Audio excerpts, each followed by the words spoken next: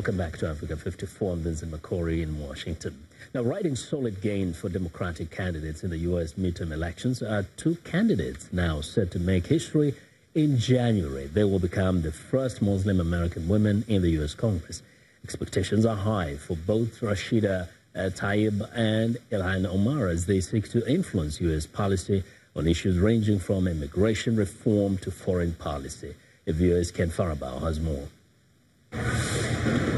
Casting a vote for former state lawmaker and congressional candidate Rashida Tlaib wasn't about making history for Detroit voter David White. It was about making a difference. Rashida represents everything that undermines those stereotypes. She doesn't just appeal to a Muslim community. I mean, she appeals to a wide swath of individuals, and it just so happens that she is a Muslim. That doesn't define you, and it shouldn't define you in the eyes of the nation. It also didn't define Somali refugee and Minnesota congressional candidate, Democrat Ilhan Omar, to a diverse coalition of voters that helped her defeat the Republican challenger in her Minneapolis district. Tonight, throughout, not only in my race, but throughout the country, people are choosing hope over fear and unity over division. While both women were elected in districts that heavily favored their political party, voters like Allison Brooks, who cast her ballot in the same Detroit polling location as Rashida Tlaib, says this historic moment was a long time coming. It's crazy that it's 2018 and, this could be possibly the first time that this is happening. So, I mean, we need more Muslims in Congress and in the House and Senate. Being Arab and being Muslim is always going to be part of who I am. But just like Prophet Muhammad, peace be upon him, he was all about justice. So much of my faith is very much embedded in that justice. Tlaib, who also becomes the first Palestinian American in Congress, promises her reputation as an outspoken critic of President Donald Trump and his administration's policies isn't going to change as she makes the transition from candidate to congresswoman. It's never going to happen. Yeah, it's just not in me. I think people say to me all the time, we want it different, and that's why we voted for you. We need somebody that's going to go in and fight. A fight voter David White is confident she will deliver. Standing up in the middle of a speech and, shouting him down, we need some of that. Right?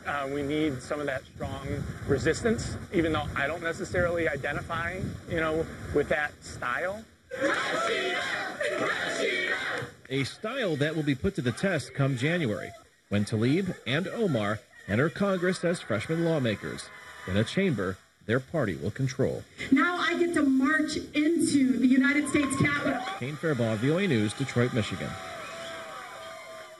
African Ministers of Health and Environment are meeting for the third interministerial conference on health and environment in Libreville, the capital city of Gabon. Discussions there aim at identifying emerging environmental threats to people's health and coming up with a strategic action plan for the region. 23% of deaths in the African region is said to be linked to environmental risks such as unsafe drinking water, poor sanitation and pollution. The Interministerial Conference on Health and Environment in Libreville, Gabon, bring together African ministers of health and environment to address the underlying issues. The environment has a profound impact on the health of people in Africa, as it does all over the world. It's through the air people breathe, if it's contaminated, through water and sanitation, and through climate change. And it affects, in Africa, we estimate almost 1 in 4 of illness in the region. There are also recently emerging environmental threats, including climate change and rapid and unplanned urbanization.